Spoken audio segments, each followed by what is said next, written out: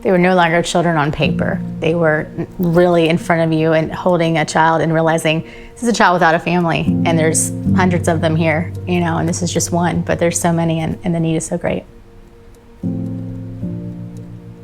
I'm Nate. And I'm Leah.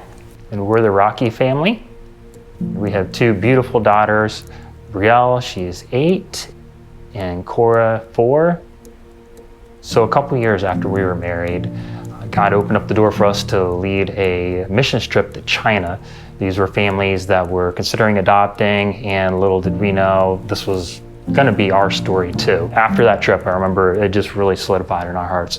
This is the direction God's calling us to adopt. And so thereafter we began the process. We submitted the paperwork and we were off. And even through that, I have to add, even through that, it was a big faith step. There were so many questions that we had. It was just that reality of, we're gonna say yes to medical needs. Are we ready for that? And I honestly was not sure. And then I'd seen so many great stories, and I'd seen some really hard stories. And so it was a moment where, okay, if God's leading us this path, I've got to get there.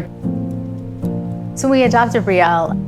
2 days after we accepted our daughter's paperwork and said yes to her and filed that with China, we got a call from Show Hope, and they said, your daughter is one of our care centers. She needed a lot of additional care, and so God ordained that, and she was there with an amazing team of physicians and individuals. I remember sitting in the International Adoption Clinic, and the doctor looked at me and said, you have CT scans, you have these things, like, we don't see this stuff from children that are adopted internationally. And I'm like, I know, I don't either. It was a beautiful moment just to see how much information that really gave us insight, a lot more into what was going on. We were back home a week, and Nate said, I think we should do this again. And I'm looking at him like, oh, okay. God just really said, okay, you're gonna go ahead and start a second process. And so we started our process for Korra, bringing her home, from Wuhan. When she came home, it was just, again, another of those situations where we financially had gone through a really tough season. When we applied, again, we weren't sure where that would go. And then God just sort of said, all right, you trust me. I called you to do this work. I called you to do, these things. He really did. He opened up the doors, and we were able to receive an adoption aid grant for Korra as well.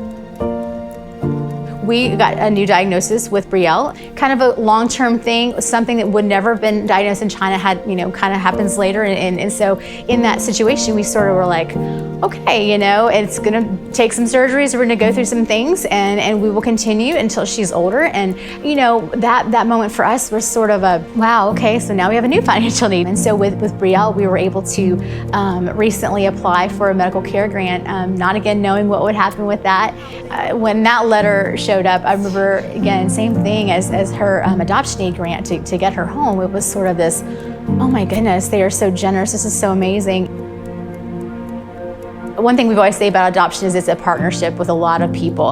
And little did we know in that moment that, there's a partnership with Show Hope that was going to be in the picture of our daughter, both of our daughters actually, and then just the partnership of those that give. I mean, there are donors out there that probably have no idea when they give, what that's going to look like, what that's going to mean. And for us, it was just, here we are in this new process, this new diagnosis, and God was already making a way.